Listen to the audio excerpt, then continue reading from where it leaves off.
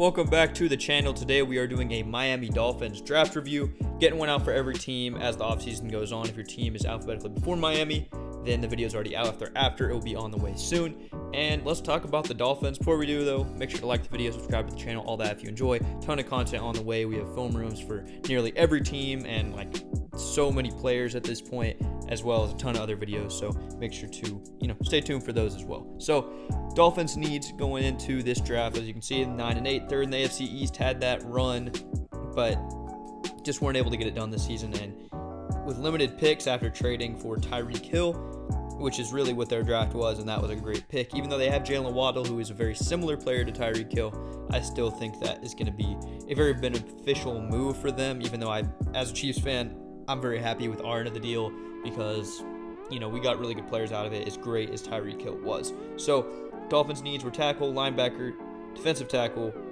running back, and defensive end. They only got linebacker, but I think their needs weren't really that many. But let's talk about their first pick, a guy I'm a huge fan of, and that was Channing Tindall here in the triple-digit picks.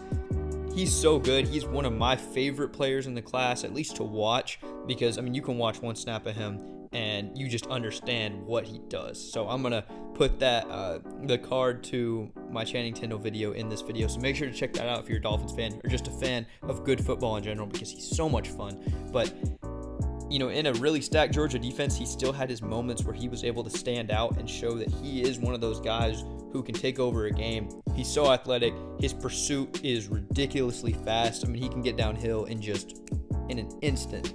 And I love Channing Tindall. I think this was a great home run, perfect pick for the Dolphins. Then in the fourth round, they got Eric out of Texas Tech. I'm not going to butcher the last name. I bet if you know how to say it, let me know down below. I think this happens like once a video. Some guy I just can't pronounce. But he's, another receiver to add to their room. They just are trying to get a new influx of talent. A guy I didn't scout as much as some of the other receivers in the receiver class, but he's just, he's got a lot of speed and he's a lot of potential. And, you can tell he's got a pretty big frame. And they say, he's not great hands, but still should be a good guy to add to their rotation into their room.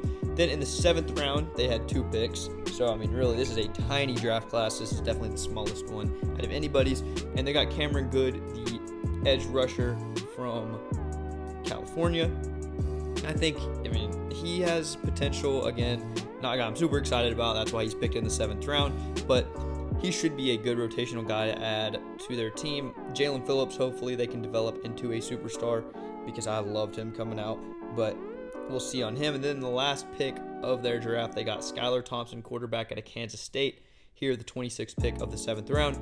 And just to be a backup, just to add another guy to the room. I don't know if they still have Jacoby Brissett. They might have let him walk at this point, but either way, he's just taking a chance on maybe a backup. And with Tua concerns, you never know. Skylar Thompson could be the next, Tom Brady and end up being a star. I doubt that's going to happen, but, it's always possible. But, I'm still kind of with Tua right now, but, solid backup quarterback pick, even though I think they had bigger needs. But let's talk about their team as a whole. In an AFC East that's getting better, but still not there yet. The Bills, we know, are going to probably be the 1, the 2, the 3 seed. They're going to win the division. I think that's pretty clear.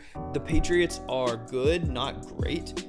I think they're about a 10-win team, probably around where the Dolphins are. The Jets, I love the Jets team, and I think they can really do a lot of great things in the future, but I don't think this is their year. So the Dolphins really could compete this year.